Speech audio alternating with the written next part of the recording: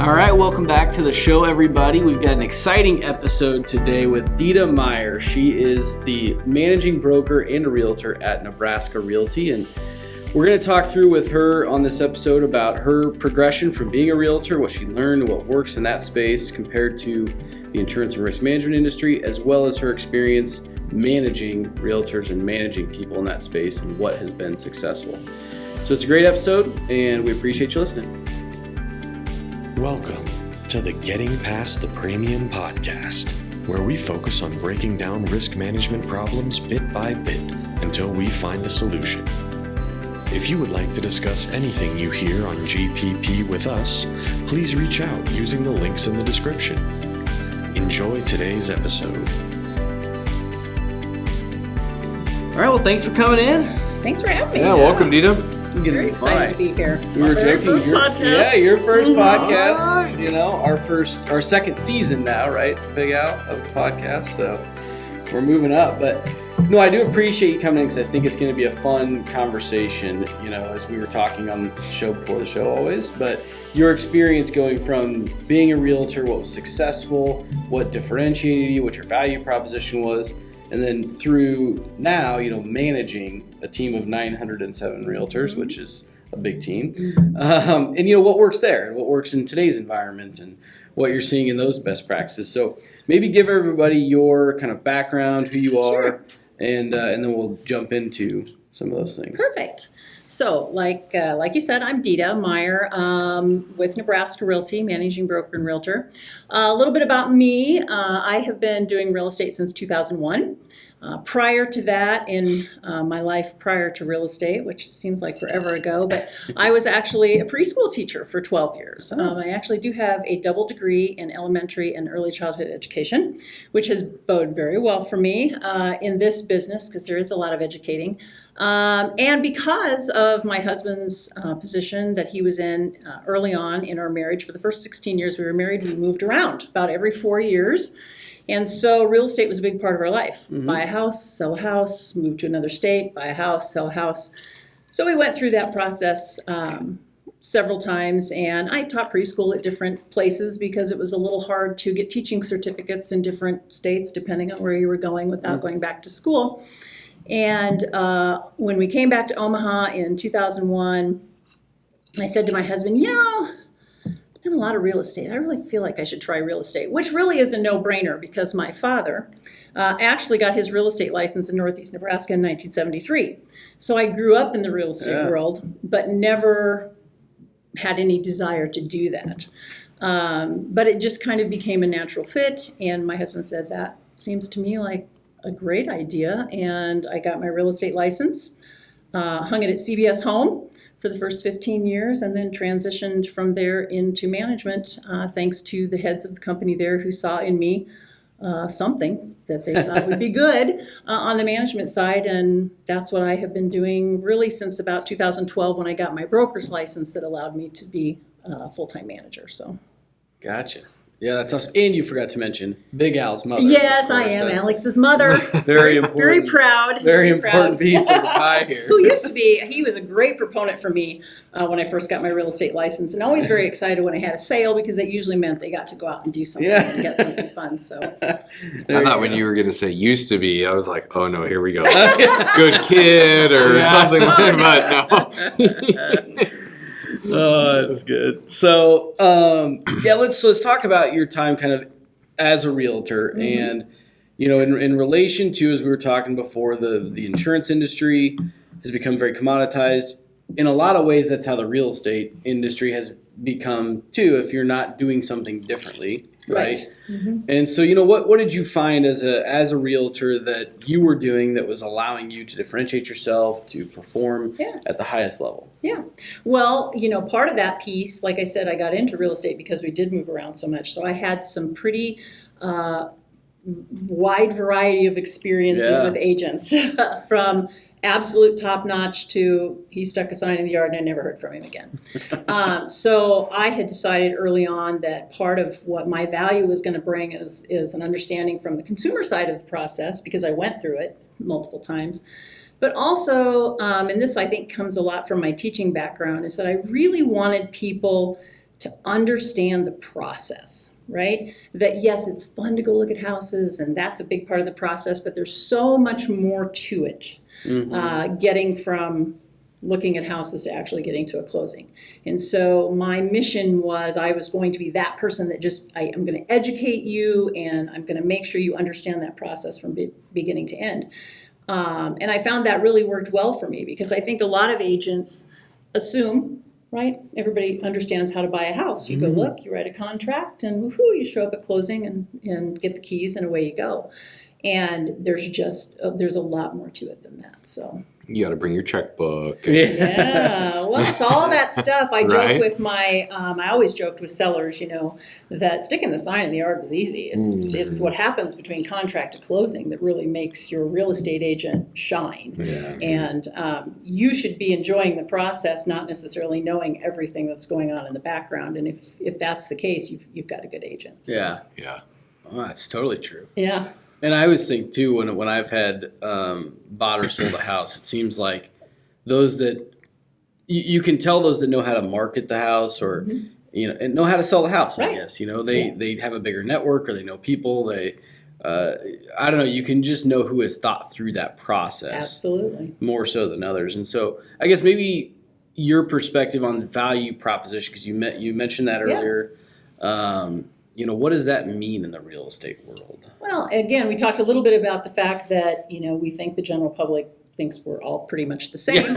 And I've heard that throughout my entire career. Well, real estate agents, they pretty, I know 5 or 6, they all do pretty much the same thing. And that is true as far as, writing contracts and those kinds of things. But again, that value proposition is that personal piece that connects you to the people. Because what I discovered probably early on, and was probably maybe even a bigger shock to me than just real estate in general, is that it's so much more about managing people and people's expectations. Mm-hmm. And so that's where that education piece came in a little bit. So having that why, having a very distinct why, and my why was education, right? I wanted to educate people. That's why I got into the business. I wanted people to know and understand. And, other people's whys might be they want to put food on the table, right? It's an extra way to put food on the table. And that's fine too. But I always talk about that value proposition being, what is it that is going to connect with your client that's going to create that lifelong relationship? Because really, real estate, yes, is about going out and doing deals. And there are agents who they're just perfectly happy going out and doing the next deal. And that's a fine way to do business if that's what you want. But I think creating those lifelong relationships, creating those relationships that will feed you throughout an entire career through referrals and that kind of thing is really key. I'm glad you said that, because I think that's an interesting parallel to the insurance industry, where we as the industry have failed a lot in that we sell a product that somebody has to buy to a degree, and they have to do it every year, right? So when you think about a realtor, I may buy and sell a house every few years at most. 7 to 9 years is the average turnover. Mm-hmm. So that's almost a decade where if you're doing things right, you're maintaining that relationship for that long.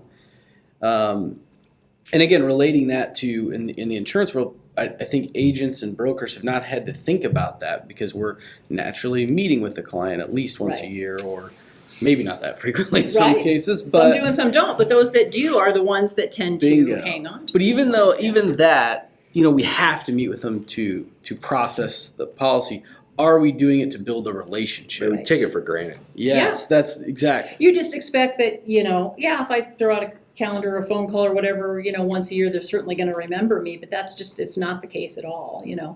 Top of mind is what we're always going for. And I think top of mind is created through those great experiences that they have. Like I said, if you have a realtor that provides you with a great experience, and then that realtor sticks with you, whether it be through phone calls or, pop-bys are very popular right now, a calendar now and then or whatever, you always have a little bit of that top of mind. And what you hope is then they hear the person sitting across from them saying, we're thinking about selling our house. Oh my gosh, I know who you need to call, right? Mm-hmm. And those referrals are what will keep that business going. I would say by year probably 5 or 6, I was starting to do about 50% of my business just based on referrals. So it wasn't like I was having to go out and try to find new clients all the time. And now it's 100%. I don't have to spend really any time going out and searching for new clients. But again, it's all started with that original experience that they had with me. So how did you, let's maybe go back to the beginning, or I know you also spent a lot of time coaching and training people who are new in the business and help them develop their why and all that kind of stuff. So how do you go out and find new business in the marketplace to be able to tell your story and get in front of people to tell your why? You know what I mean? Great question. Yeah, it's all about the prospecting piece, right? How do I go out and prospect?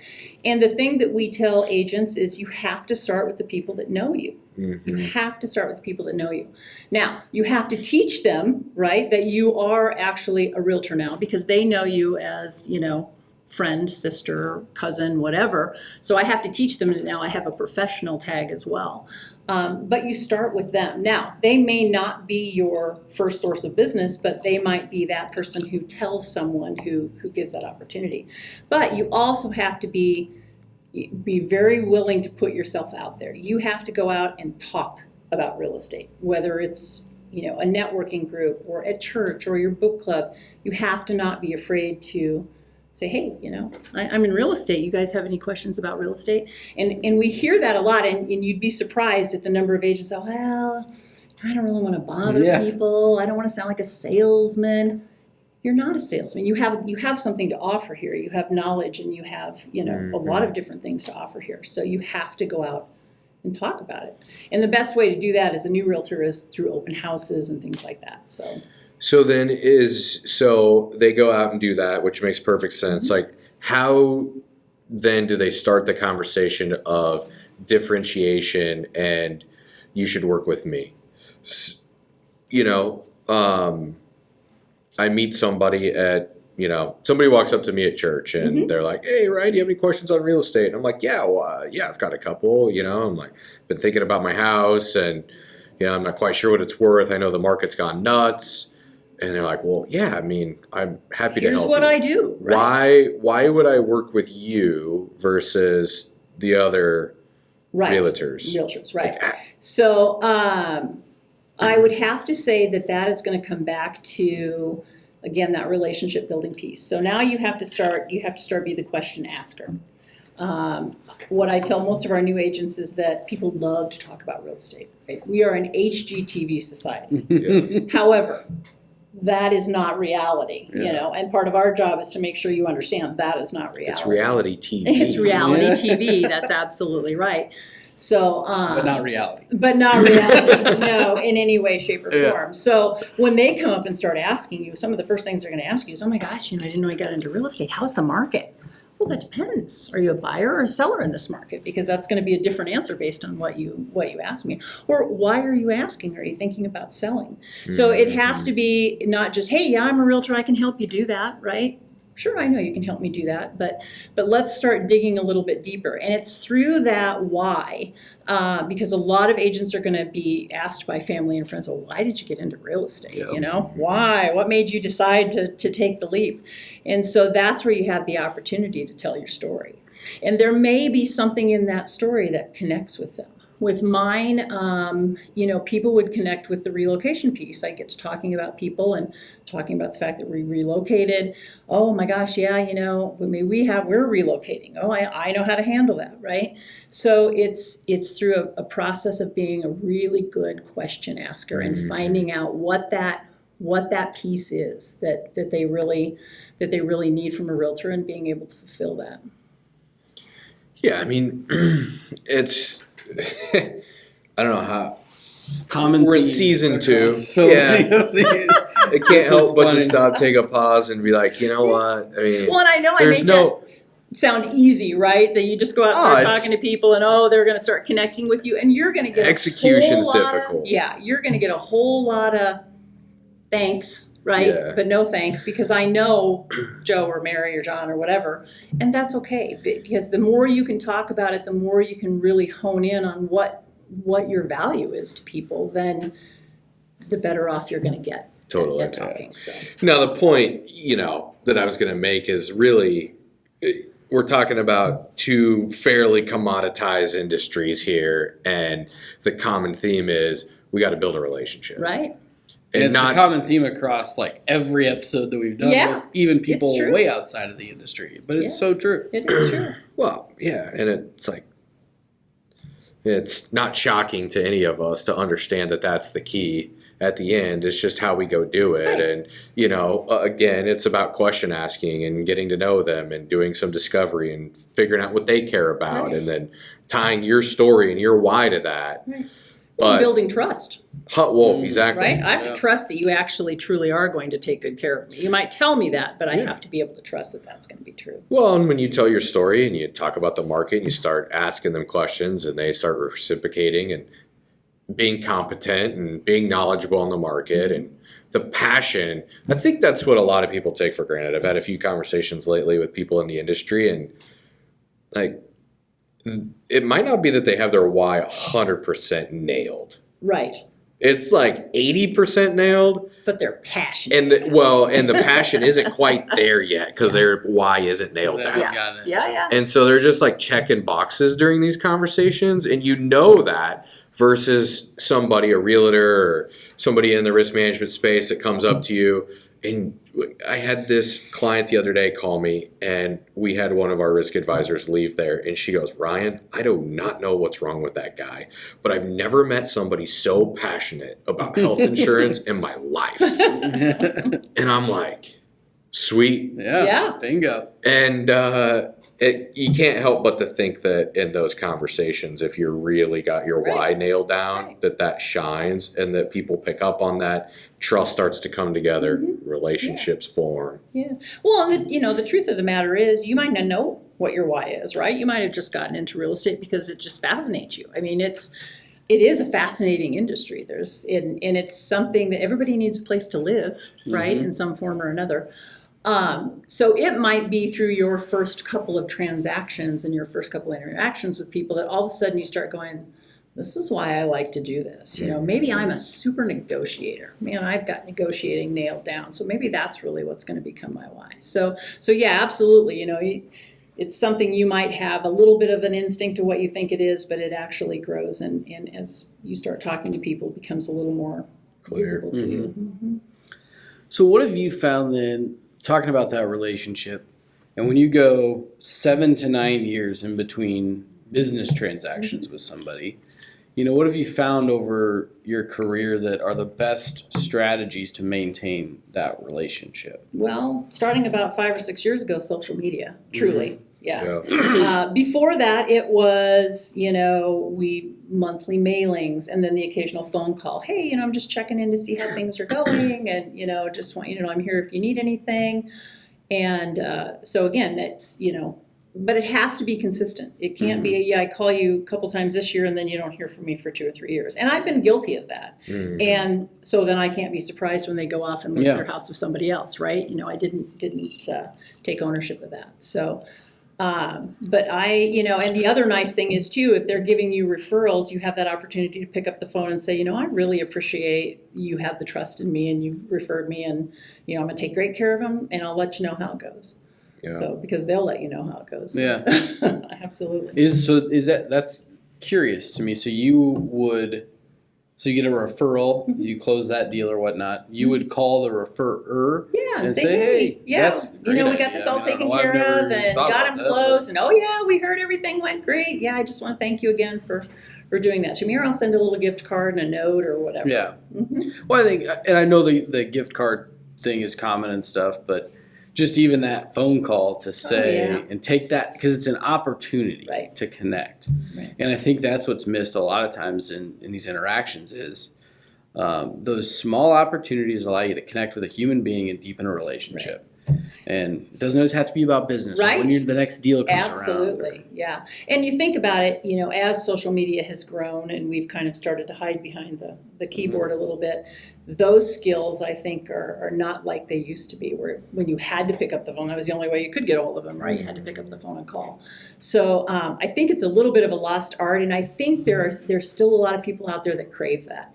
Yeah, they might be screening the calls, right? And they just don't want to pick up the phone and talk right now, but depending on their age group, leave a voicemail or follow up with a text. Hey, I was just checking in to see how you were doing. If you have time, give me a call. Mm-hmm. Right? Oh, okay. You're giving away my secrets on the air, Deda.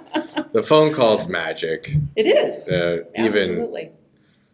Yeah. So overlooked anymore because of what you mentioned. Right. Technology, social media. Well, Yeah. everyone eventually feels that they're in an algorithm. They just don't know how to get out of it. Yeah. And they're like, it's Right. just like, it's there, but it's not there. Right. And you might find out about a house on there, or you might see that somebody else got into real estate or whatever the case is, but it's coming back to some sort of face-to-face or voice-to-voice interaction somehow. Right. Well, I think I can see that shift actually happening. Where, to your point, we all kind of are wise to the game now, where we know that you're just sucked into social media and that everything can be automated. And I get an email from you, and I'm always like, "Did she actually send that email?" Right. Or, Is that automated? Yeah. Mm-hmm. But you can't fake the phone call and the voicemail. Yeah. Right. And so I do think that is almost becoming where people might screen them and they get so many robocalls anymore or whatever.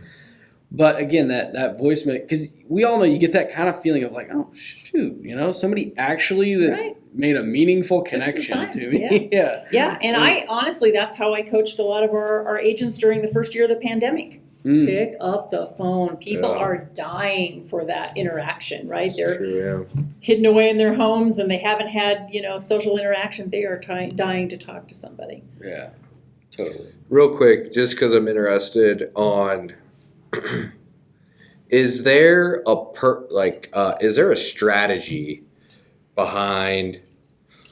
Let's just take sending out mailers, for example. I think I get 2 regularly.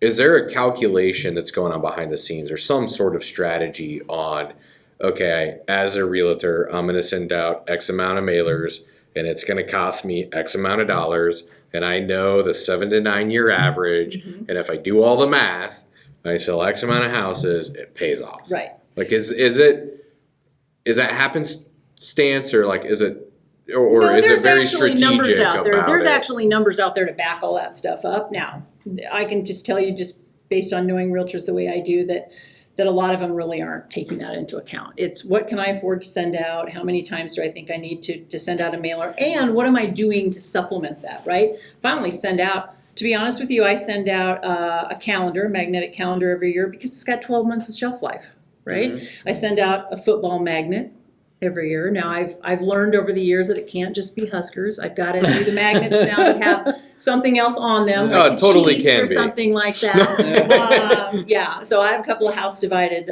clients, so got to be aware of that. And those have 4 to 5 months shelf life. Yeah. And then I have email, I have drip campaigns that I send out.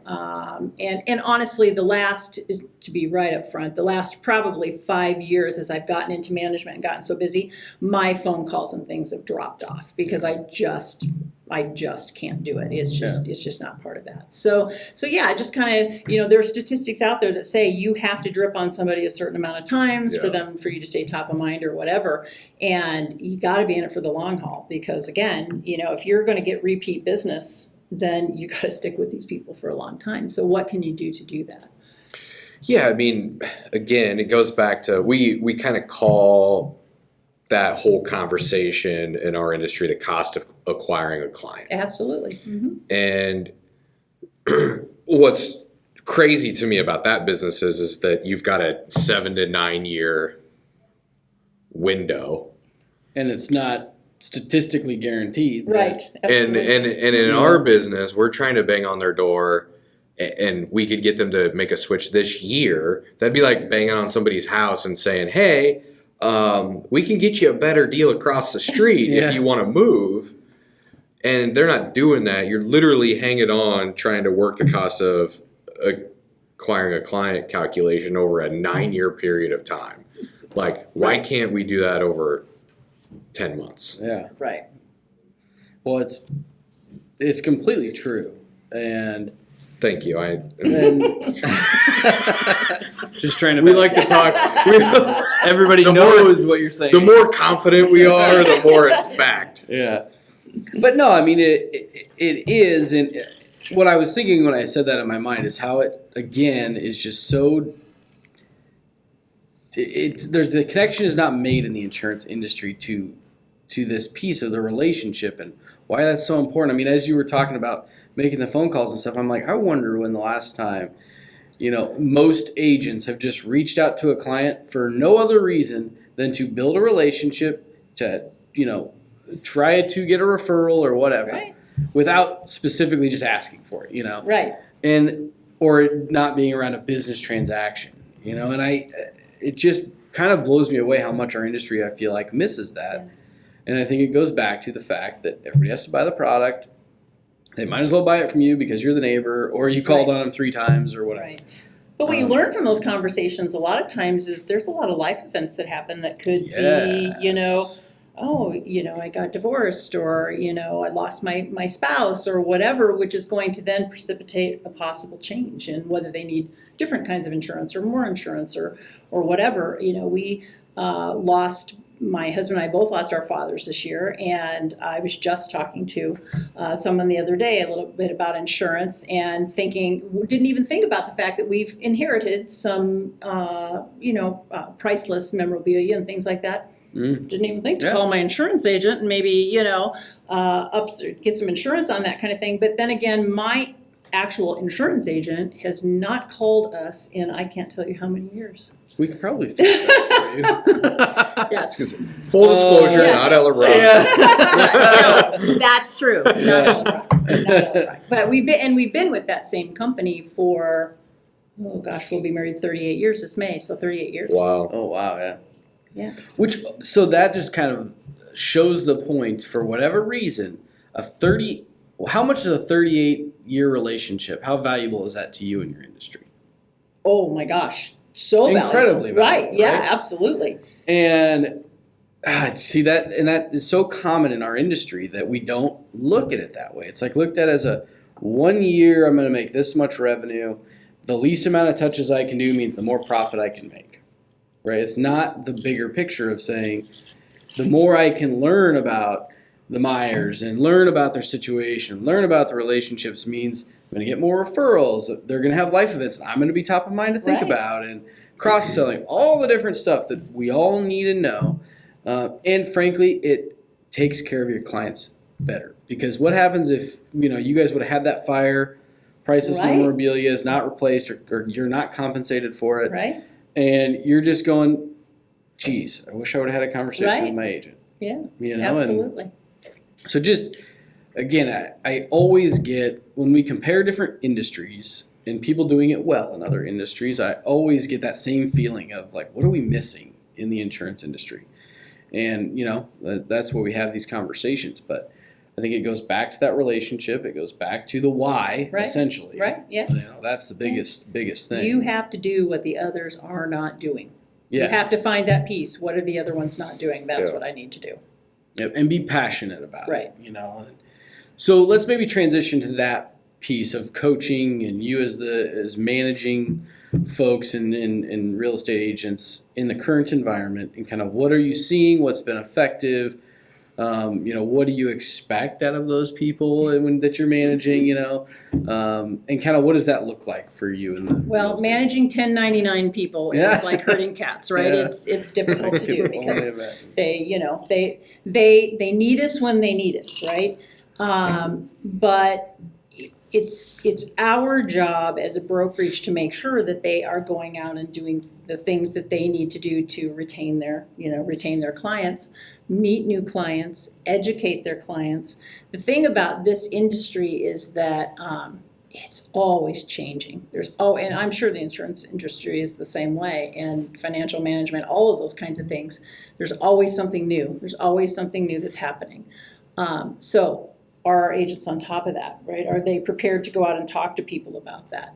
So we spend a lot of time just trying to educate them and reach them however we can, whether it's via email or it's social media posts or whether it's through our sales meetings or actually just seeing people in the office. Hey, how's it going? Are you busy? Are you showing houses? Have you gone on a lot of listing appointments? Let's talk about that. So again, it kind of goes back to that educating piece and that asking a lot of questions, what's going on in your life right now. But if we don't see them for long periods of time, then we don't know. Mm-hmm. And so that's something we're working on really hard as a brokerage now our agents are our clients. So now how do we reach out and stay in touch with those that we just don't see very often to make sure that they know we're always there, they can call if they need us, which most of them I think do.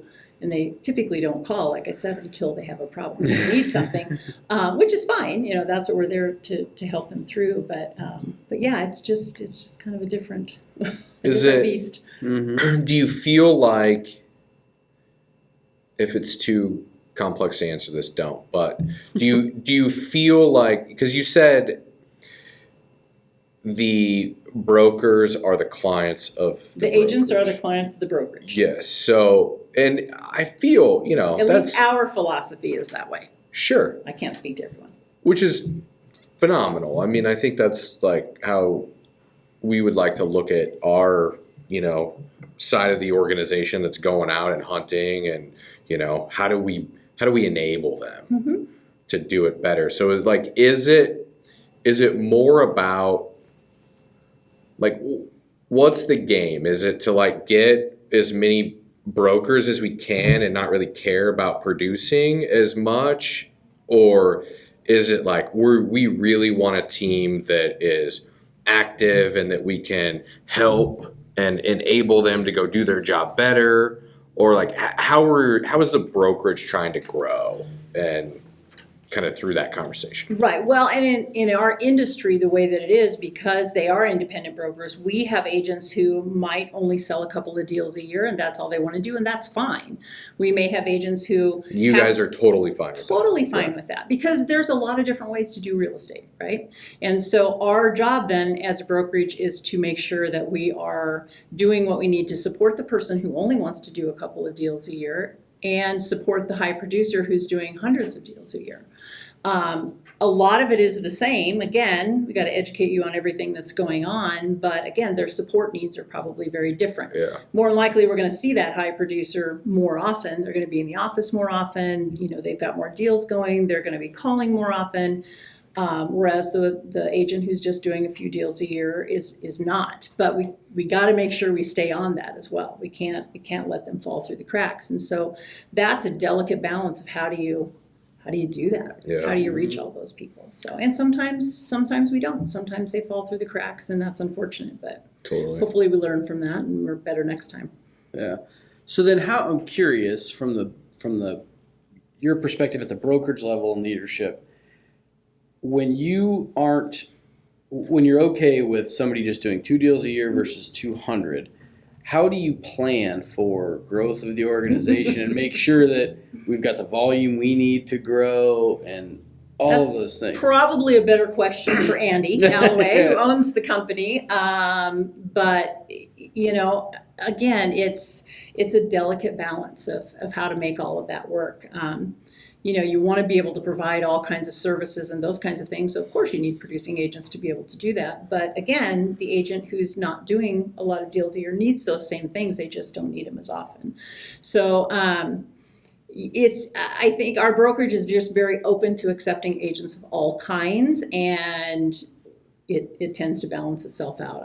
Like I said, I don't spend a lot of time worrying about the back end stuff. Mm-hmm. I just want to make sure that they're able to go out and do their job and do it well. Well, I think that's key.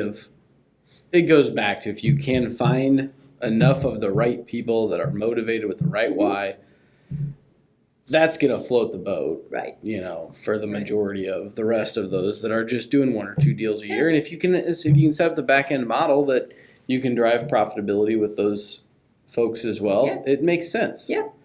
Because we battle that not only internally, but I know in the industry as a whole, There are some agencies out there that are doing different compensation models and things like that, but it is difficult to try to figure out ways that you can motivate individuals. You can, because at the end of the day, you've got to, the growth of the company is predicated on a small group of people in the company. And we do have a very service intensive business where we have a lot of folks that are dedicated to making the client experience go well and all of those things. So there is a big difference probably there. But it's something that I think we've got to figure out, because I think the industry is certainly shifting in that. I think the old ways of compensating people are going to change. Right. Yeah, and there's a lot of pressures on that in every industry as far as, commissions and things like that. There's just always those pressures there too. But I think those brokerages that are willing to shift a little bit and willing to maybe try some new things now and then, and think outside the box a little bit, are the ones that are going to survive. And this is what we taught a lot of our agents when the pandemic first started to happen, right? It's like, you have to be prepared to pivot, right? And some people hate that word, but it's the best fit for, I think, what happened. And you have to be able to pivot your business to fit the needs of the general public right now, or it's change or die. And so some people were able to do that. Some people just weren't prepared to do that. And we had to do that. We had to shift the way that we did business a lot. And so you just always have to be very open-minded to doing that. And in any industry, I think, any service industry. Yeah. Well, I thought that was a great conversation. Is there anything that we didn't hit on that, you wanted to talk about, or as it relates to the insurance industry, your experience with insurance agents? Well, we work with insurance very closely with the insurance industry. It's a very important piece of the whole closing process, right? Getting insurance. And I've had to learn a lot about insurance over the years, throughout this whole process. But no, I think, again, comparing the industries, we all wear a lot of different hats. It isn't just a matter of, I can sell real estate and that's all I do. There's a lot of different things that happen, within those industries that you just really have to learn to adapt and grow with to be the best that you can possibly be. So. And it's fun. I've had a lot of fun selling real estate over the last 20 years. I've seen a lot. The first year that I was in real estate in 2001, we were just talking about this in the office the other day. I think there were upwards of 6,000 houses on the market. 6,000.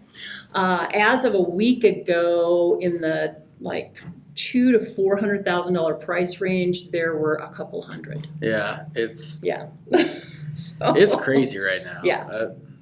I am glad I'm not in the position of wanting to buy a house right now. Yes, it is a challenge. But again, that's where you need that, you need somebody who is skilled at understanding the market, understanding the contracts, knowing what those little things are that might get you that step ahead in the deal. And somebody with a lot of patience. Lots of patience. So true. Well, thank you for coming. Yeah, thanks for coming in. It was fun. Really enjoyed it. And I can talk all day about real estate. We'll have to do it again sometime for sure. So, well, thank you, and we'll hopefully see you soon. Yeah, thanks again, guys. Thanks, Alex. Thank you for tuning in to Getting Past the Premium. We are excited to continue breaking down barriers and finding solutions together. If you would like to reach out regarding anything you heard in today's episode, find links and contact info in the description. Until next time, have a great day, and let's continue getting past the premium.